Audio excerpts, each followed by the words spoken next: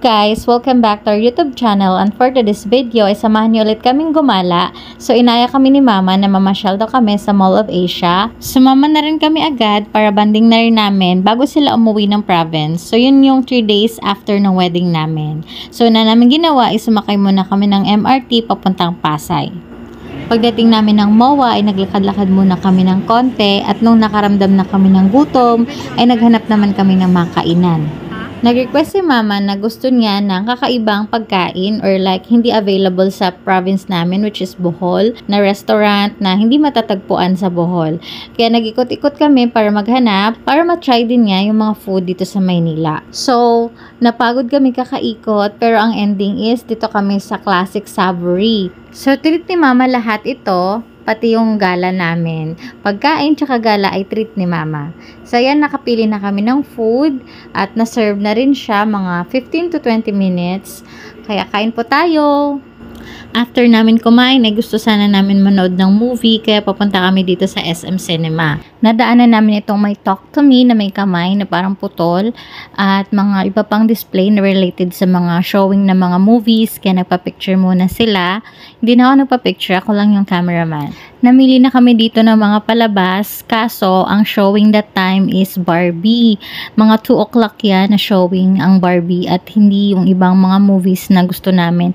Eh syempre may mga kasama kaming boys, tsaka si mama hindi mahilig sa Barbie, kaya wala kaming choice kundi hindi na lang manood.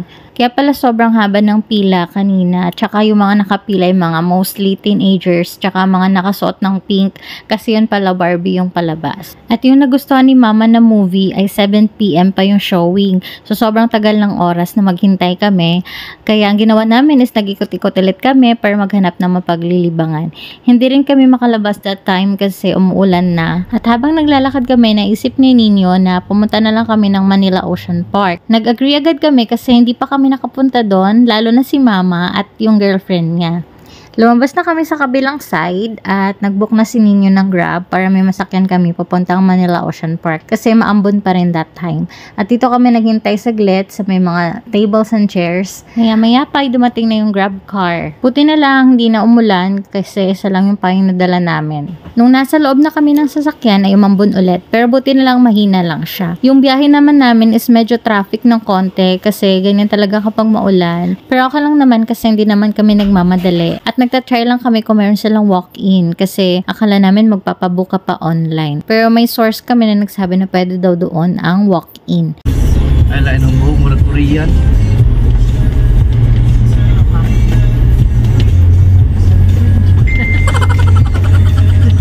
Na ba dito Serena, di ba? Oh, ay Serena dito, bro. Wala nga mga isda doon ngayon kasi nga masama panahon. Shopoy mo na dito. Shopoy, kaya di matunglaw. Oh, Manila Ocean Park. Ayun to na, oh. Sagdila mo na kay. May nagbuyad-guyad o ba? Lalagi ka ba? Doon puti nga na kung tidyan na gudod-gudod sa padag.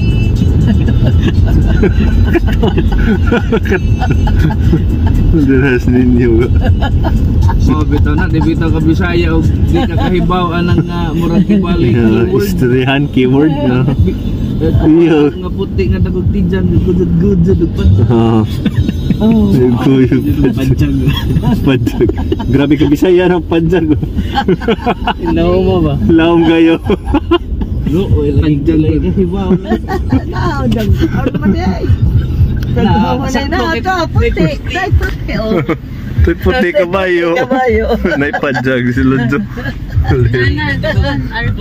Nanaro. Pag sa po taga Bohol man dyan. Mga JJ na, Ang problema lang, ang way may mong J no, ang pansing na yung palit o kahoy, ito may mong kahod. Kahod. Ay, napaday intas. Lugar nga ag-el, mahimong way, ilang balay, bayay. Surigao. Surigao, bayay. Nakoy, aming gasawa na ba, mamuot ko yung Ang ilang katawa. ang wala nila waya. Ang el, mahimong laging way.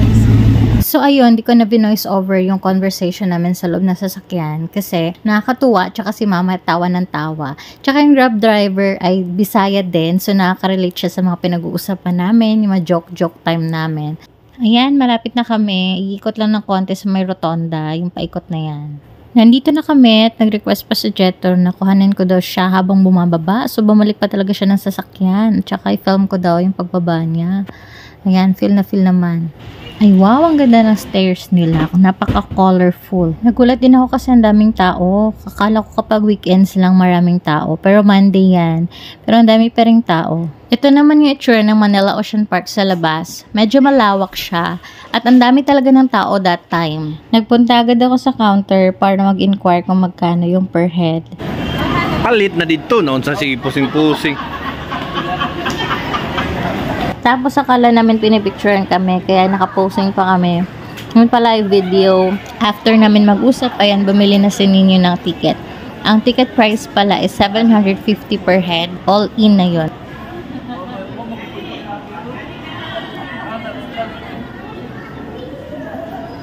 Yung dating price niya is 3,300 pero may promo sila from June 5 to August 31, 2023 na 750 na lang per head at kasama na yung 8 attractions. Nakalagay din naman dun sa ticket yung inclusions na mga pupuntahan nyo, yung sa 8 attractions.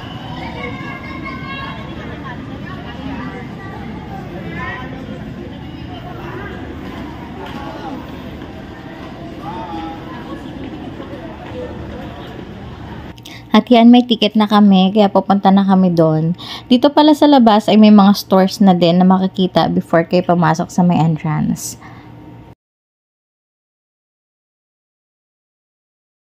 Tuwang-tuwa si Jetro at yan, may pakaway-kaway pa.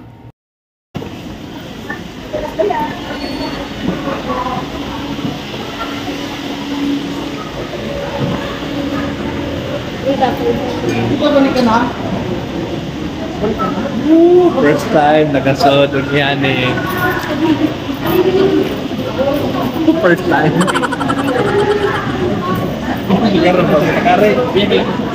Oh! Thank you sa sponsor. Yan, mama. Thank you, Thank you mama. sa sponsor ni Mama. Ito, lupod ni Mama. Di kasodog Ocean Park kung wala yung sponsor.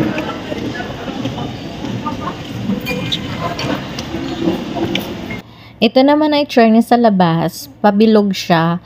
Kaya vinidyo ko muna ng paikot. Yan yung mga ways o yung mga entrances bago kami pumasok sa mga amenities. So, andito naman banda yung comfort room. Tapos may restaurant dito in case na magutom. May mga kainan naman sa loob.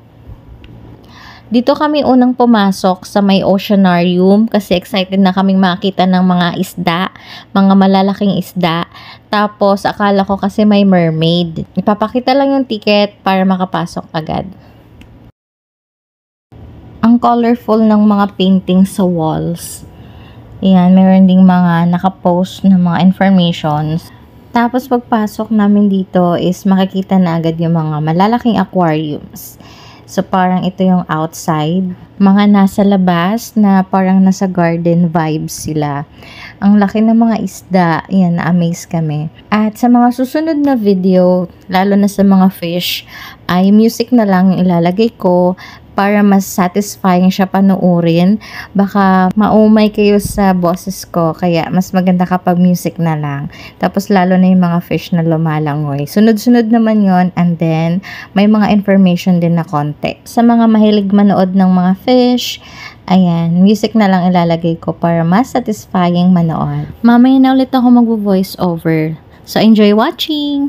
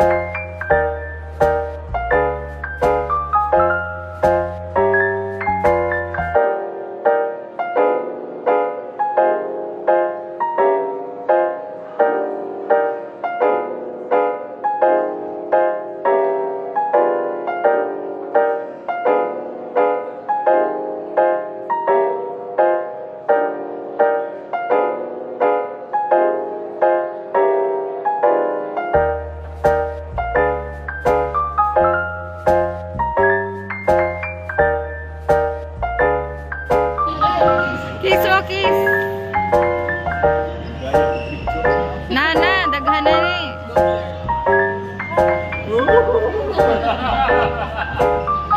Ala, nagtuali ang isa, oh. Nag-exhibition.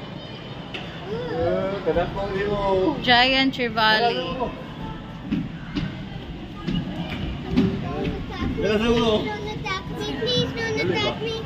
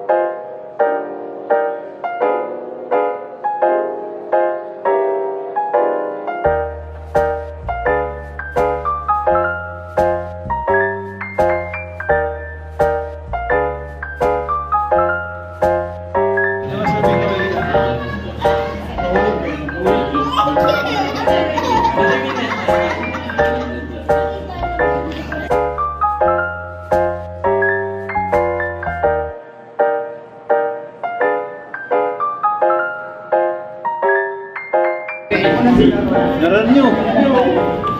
Ay, nakuha, oh. Ay, mama, abot na ninyong ko ano. Abot ako nun ninyong duha.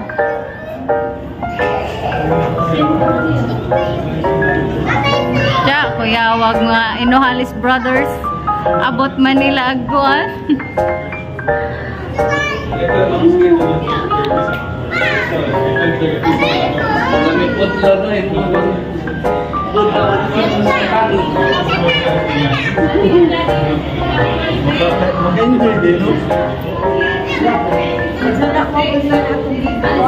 Lo.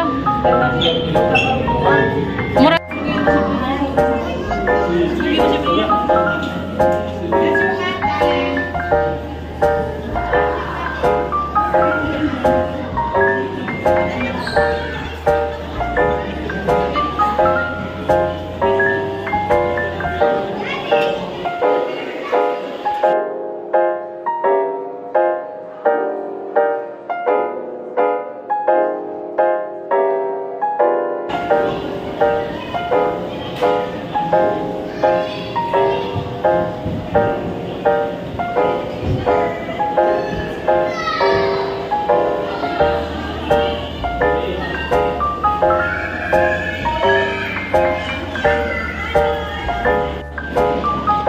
Magic Tank. Place your hand at the center of the aquarium and touch the fishes. Let them stay in water. Break it like this.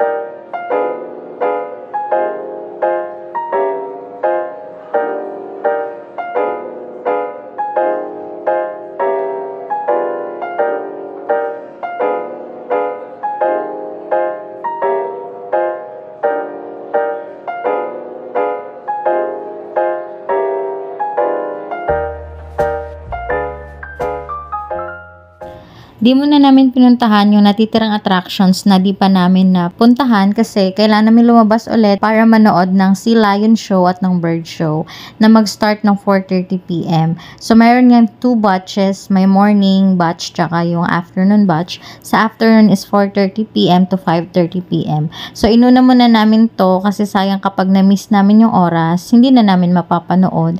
At yung ibang attractions naman ay pwede naming balikan mamaya after ng show. Open area siya, buti na lang hindi na umulan.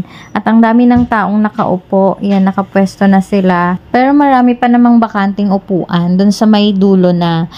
Kasi sa harapan ay medyo puno na. Tsaka ayaw din namin ni mama na sa harapan kasi natatalsikan daw dyan ng tubig kapag tumatalon-talon na yung Sea Lion. O kaya kapag biglang umulan is maanggi siya. Kaya doon na kami sa may dulo para mas talagang safe na yung upo namin. At yan, nakaupo na kami ng maayos at maya-maya pa ay nag-start na yung show. And these are the broadcasts among the white packages. Let's go down.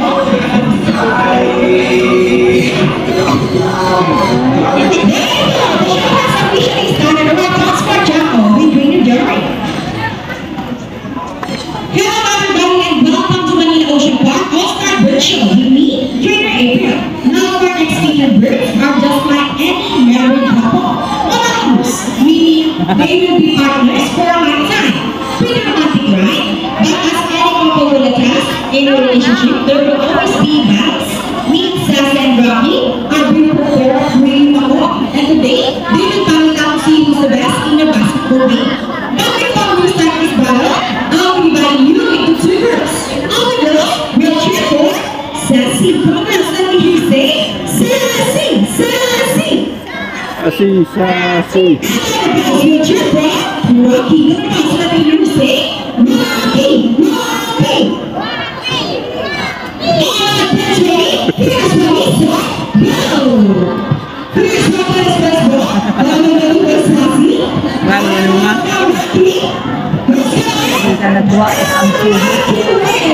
Klaro nga.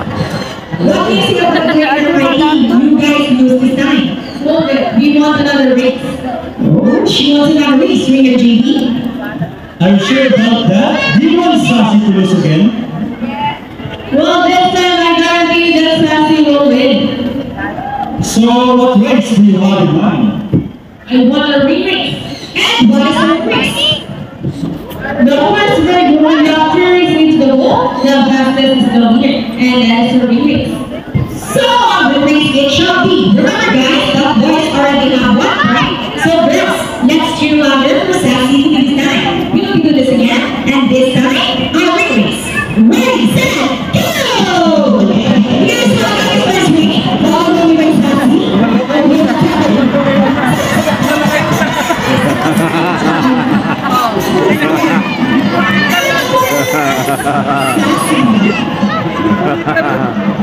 Nothing else for the GP. 3 weeks at the same time. Hey, you guys cheated. Oh, you cheated? No, we didn't cheat. Sassy used her brain. Oh, So true. Now girls are more intelligent than boys. And that's why Sassy and Rocky will bring the JD and Trainer, right? So here's Sassy once again, and she will show us how intelligent she is by putting the shape back where it's correct from. Just like Sassy, Ringer couples are from South America. They are known to be the gentle giants of the Parapani. It is because they are the second largest next to the highest human animals. They can grow up to 90 centimeters long and can live up to 8 years old. Scientific name is Agarophera. They usually feed on seeds, nuts, salts, and minerals along the river banks. And for the shape, goes as well. And there you go. That's just right. That's for Sassy. You're right. Ladies and gentlemen, now that you have seen and wonderful and intelligent parrots, we would like to show you another species of bird here in Manila Ocean Park. Ladies and gentlemen, please look your left, presenting our brownie type, here comes Peter.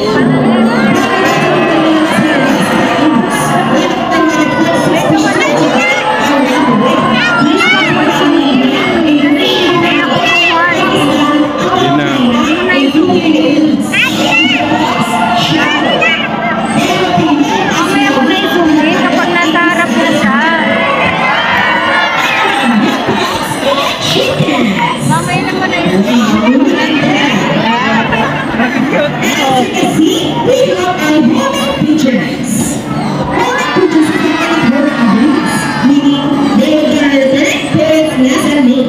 Counterparts for raptors are chickens and roaming pigeons.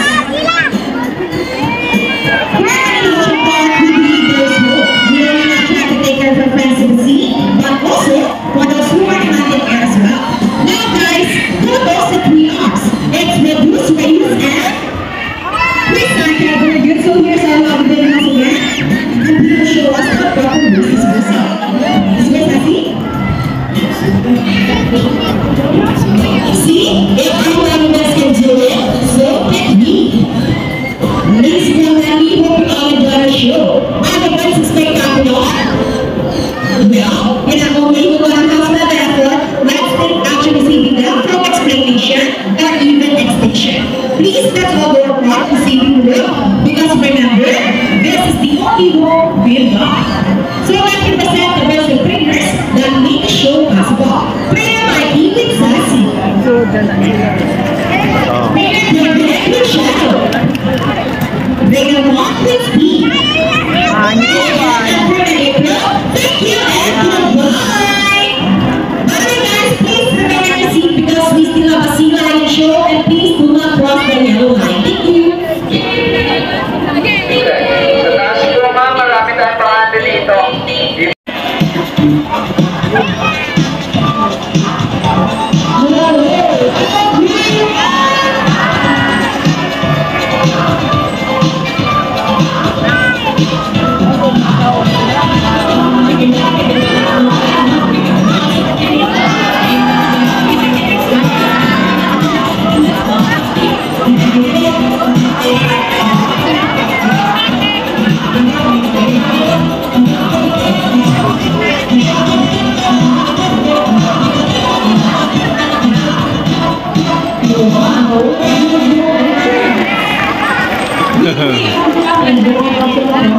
By the way, I'm trainer Mikey, and I'd like to meet my friends together with trainers, one to one. Our website is the Elders Email, so we're exploring that we have you. And according to the trainer, she is the pretty yes. Wow, confident, pretty spices. Together with trainer Mark, say hi. Over on the other side is the youngest female, software and lion that we have here. And according to her trainer, she is the cutest. Oh, really like it. Her name is Aya. Together with trainer Jeremy, say hello. Now let's hear from you. So guys, do you have any idea where you can teach or where you can bring animals? Any idea of the letters? Well, let's ask them. Really, do you have letters? The answer is no. It's actually because of the front papers, which the shapes are a little sweet. See those? That's where we develop the most interesting as with perfect. Since the papers are little somewhat like wings. In fact, they appear to fly underwater as they swim from place to place, right, ladies? And did you know they are often mistaken as seals because they look very much alike? But some people say becoming seal, and seal lion is the class that have bigger front flippers. And they also turn their back flippers from seals than two. As a result, they can walk upright, roll on land, and then look like illustration. All that are long rocks for sea lion. They have the snow and let's roll neck. How let's roll drag this up. So let's go right. As you can see, their bodies covered with a coat of short horse hair. And the whiskers of the snow lion sense of touch. They remain their riders, which make them sensitive. Nice smile. Hey! They will use their whiskers to aid in navigation or detect vibration from brain to life. They have small silver ears, give them a good sense of hearing. Both and below the water surface. Sea lions, like any marine mammals, can see both above and underwater. They have keen eyes like what? Brown color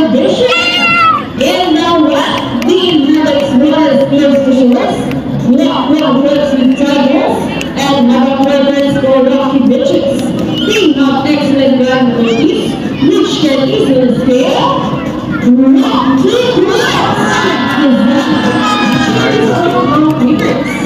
now let's talk about your sleep abilities. Let's start with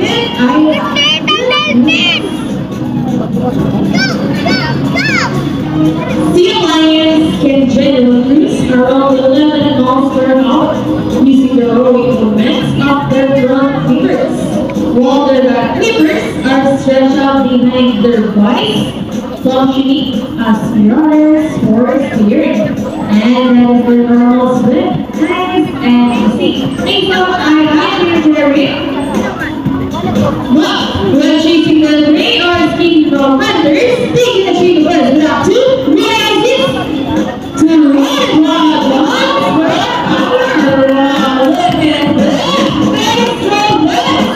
All of us realize real quickly, yes. Wow, nice line. Galing. She deserves it. Okay, this song. Would you like to say that song? What does you like this? Yeah, guys. Mr. Energy.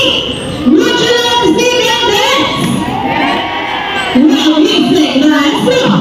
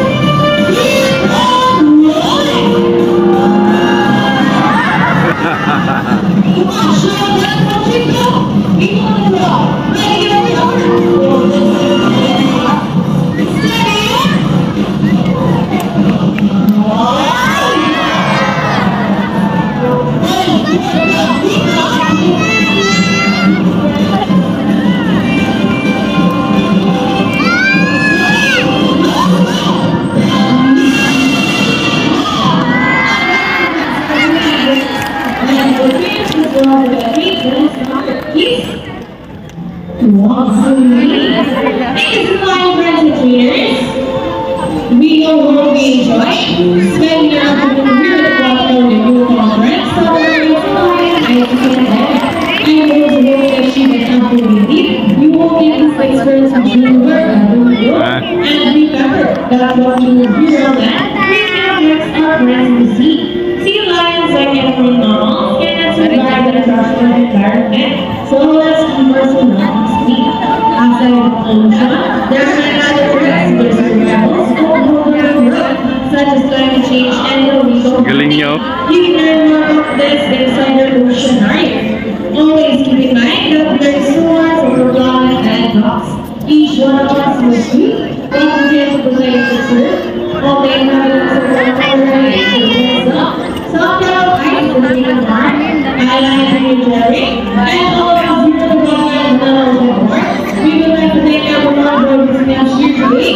We hope you enjoy and this against it. So thank you and have a nice day. See you again and see you next time. Thank you for watching. And nice to have you.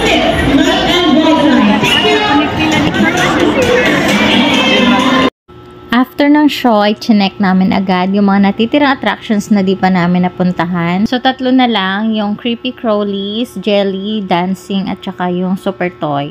Pinunta na namin agad kasi malapit na rin itong magsara.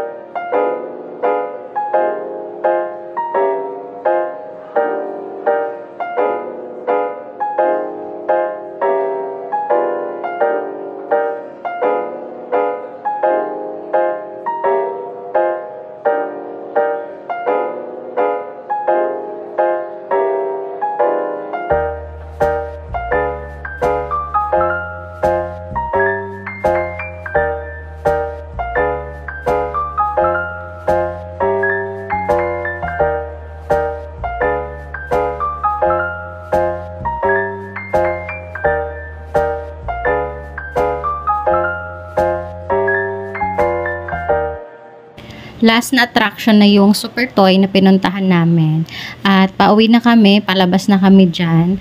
Bago kami umuwi, dumaan pala muna kami sa souvenir store para mamili ng souvenir. At na-attract ako dito sa may Nemo or clownfish na super cute. Kaya binili ko na. Dahil mahilig talaga ako sa mga stuffed toys. Tapos binili naman nila mama ay mga keychains. Kasi mga cute yung keychains nila. At yan, tuwang-tuwa ko dahil meron na naman akong bagong collection. At palabas na kami dyan, mga 5:30 PM kasi magko-close na rin. At sumakay lang ulit kami ng Grab papalik ng MOA. Hindi na namin na video kasi ang traffic, nakatulog kami sa Grab car. Tapos pagdating namin ng MOA ay nagutom kami. So naghanap na naman kami ng makainan. Umikot-ikot muna kami at hanggang sa nahanap namin yung gusto ni mama na buffet yan, kabalin. Kasi all you can eat siya. For only 550, unlimited food na siya and drinks. Tsaka may mga desserts. Then may binibigay na parang identification sticker na ididikit sa damit. Ayan, ididikit na namin. Grabe ka na sa Manila. Congrats!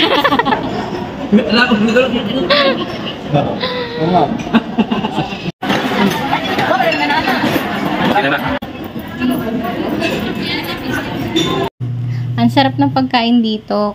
Tsaka sulit na yung binayaran mo.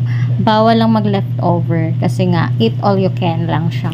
Kumpleto pa. May karne, may gulay, tsaka seafood, tsaka may halo-halo or iba pang mga dessert. Tsaka yung iba pang mga side dish. Kain po tayo!